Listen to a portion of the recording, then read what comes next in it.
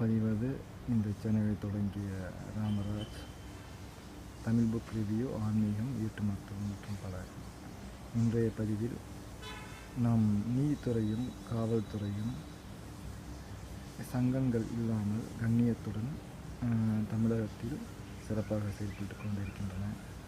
அதுபோல் அவர்கள் பொதுமக்களுக்கும் சமூகத்திற்கும் உதவிகள் செய்து கொண்டிருக்கின்றார்கள். அவர்கள் அரசு துறையில் இருக்கின்ற பட்சத்தில் அவர்களுடைய உதவிகளானது ஜிஓ மூலமாகவோ அல்லது என்ஜிஓ மூலமாகவோ அவர்களுடைய உதவிகள் அவர்கள் சம்பாதித்தது அவர்கள் யாருக்கா உதவ வேண்டுமென்றால் அவ்வாறு செய்வதுதான் சிறப்பாக இருக்கும். ஏனென்றால் காவல்துறை நாம் ஒரு பெட்டி கேஸை எடுத்துக்கொண்டாலும் நாம் சட்டம் தருகின்ற கடமைகள் உரிமைகள் அனைத்தையும் ஒரு காவல்துறையினர்கள் கவனிக்க வேண்டும் என்றால் மனித ஆற்றல் குறைந்தது 15 நாட்களாவது எடுத்துக்கொள்ளும். அனைத்தையும் முறையாக தெளிவாக கவனிப்பதற்கு அவருடைய ஒரு மாத சம்பளம் அந்த 15 நாள் சென்று வருவதற்கே செலவாகிவிடக்கூடிய தொழில்நுட்ப சார்ந்த விஷயங்கள் இங்கு அதிகமாக உள்ளன தற்போது.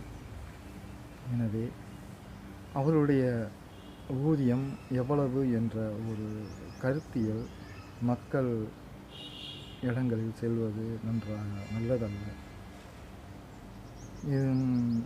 நாம் செயல்படுகின்ற போது கவனத்தில் வந்ததை நான் செயல்முறைப்படுத்துகிறேன் என்பதும் கவனித்து படுத்துகின்றேன் என்பதும் வித்தியாசங்கள் உள்ளன. கவனித்து செயல்படுகின்றவர்களுக்கு எவ்வளவு ஊதியம் கொடுத்தாலும் அது குறைவாகத்தான் இருக்கும். மனித ஆற்றலும் அவ்வாறு அதிகமாக தேவைப்படுகின்ற சூழலில் இருக்கின்ற காரணத்தினால் காவல்துறையில் இருப்பவர்களோ அரசு நீதித்துறை பொறுப்பில் இருப்பவர்களோ என்ஜிஓ மூலமாகவோ அல்லது கவர்மெண்ட் அரசு சார்ந்த மூலமாகவோ அவர்கள் உதவிகளை செய்தால் அது நன்றாக இருக்கும். ஏனென்றால் ஊதியம் அளவு என்ற ஒப்பீடுகளும் சில தவறான கருத்துக்களை சகோதரத்துவம் வாய்ந்த இந்தியாவின் அடிப்படை உரிமைகளையும் அவைகள் கேள்விக்கு உரையாக கொண்டு வர வாய்ப்புகள் இருக்கின்றன. நன்றிகள்.